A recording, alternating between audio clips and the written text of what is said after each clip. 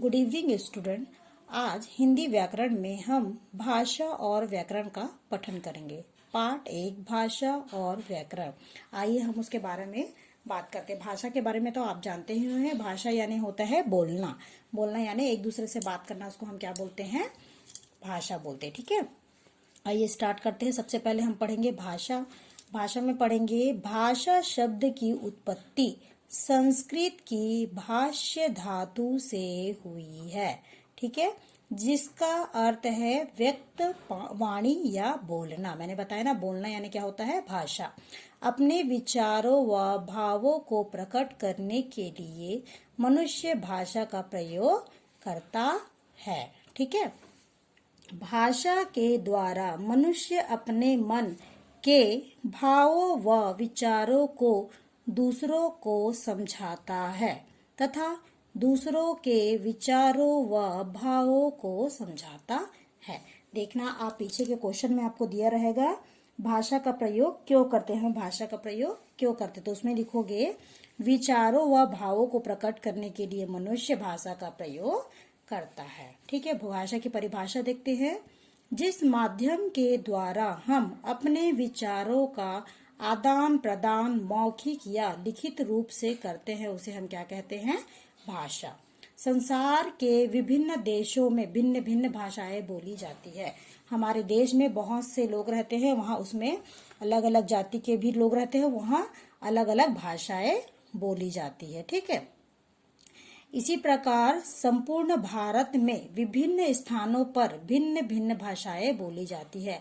जैसे हमारे देश में बहुत सारे देश है, उसमें राज्य है, उसमें अलग अलग भाषा बोलते हैं ना।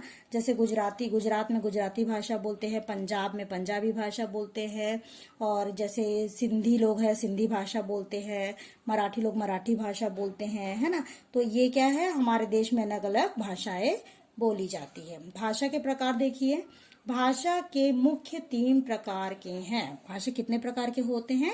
3 प्रकार के। ठीक है, सबसे पहले देखिए मौखिक भाषा, लिखित भाषा और सांकेतिक भाषा। फर्स्ट में देखिए मौखिक भाषा। मौखिक भाषा यानी अपने विचारों को बोलकर दूसरे के सामने प्रकट करना, उसको हम क्या बोलेंगे? मौखिक भाषा। जब व्यक्ति अपने विचारों को मुख से बोलकर दूसरों के सामने प्रकट करता है तो भाषा के इस रूप को मौखिक भाषा कहते हैं। व्यक्ति मौखिक भाषा का प्रयोग सबसे अधिक करता है। मौखिक भाषा का प्रयोग साक्षर और निरक्षर दोनों ही करते हैं, अर्थात मौखिक भाषा का प्रयोग लगभग सभी व्यक्ति करते हैं। ठीक है, फिर देखिए लिखित भाषा। लिखित भाषा क्या होता है? जब व्यक्ति अपने विचारों को लिखकर प्रकट करता है तो भाषा के इस रूप को लिखित भाषा कहते हैं। आप लोग देखिए मोबाइल पे हम कुछ मैसेज करते तो उसको लिख के ही करते हैं ना, बोल के तो नहीं करते हैं। तो उसको हम क्या बोलेंगे? लिखित भाषा। जैसे कुछ मैसेज कर रहे हो, व्हाट्सअप कर रहे हो, किसी को लेटर लिख रहे हो, तो हम लोग उसको लिख कर ही बताते हैं, तो उसको हम क्या बोलेंगे? लिखित भाषा। और मौखिक भाषा मतलब एक दूसरे से बोलकर कुछ बात को विचार करना या एक दूसरे से बात करना, उसको हम क्या बोलते हैं? मौखिक भाषा। फिर देखिए लास्ट में है सांकेतिक भाषा। जब व्यक्ति अपने विचारों को संकेतों के द्वारा प्रकट करता है तो भाषा के इस रूप को सांकेतिक भाषा कहते हैं। हमारे देश में बहुत से ऐसे लोग हैं जिनको बोलना नहीं आता, वो इशारों से ही बात करते हैं ना, इशारों से बात करते हैं, उसको हम क्या बोलेंगे? मुख बधिर लोग, है ना। वो क्या करते हैं? संकेतों यानी इशारों से बात करते हैं। ठीक है, के माध्यम से अपने विचार व्यक्त करते हैं तथा सड़क पर यातायात पुलिसकर्मी मतलब समझ है, जो ट्रैफिक पुलिस रहते हैं वो लोग आपको देखो सिग्नल पे रोकते हैं, इधर से जाओ उधर से जाओ करके इशारा से बताते हैं, तो ही समझ पाते हो आप लोग, है ना। तो इसको क्या बोलेंगे हम? सांकेतिक भाषा बोलते हैं। वो भी सांकेतिक भाषा के अंदर में आता है। पुलिसकर्मी हाथ के इशारे से लोगों को रुकने या जाने के लिए कहता है, इसको क्या बोलेंगे हम? सांकेतिक भाषा।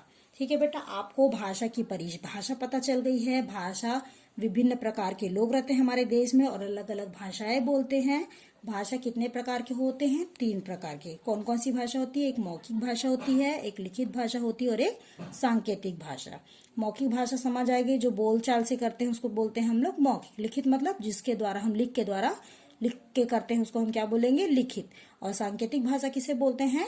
जो संकेत के द्वारा यानी इशारों में बात करते हैं उसको हम क्या बोलते हैं?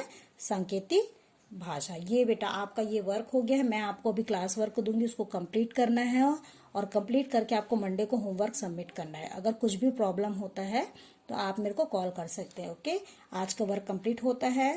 Thank you so much.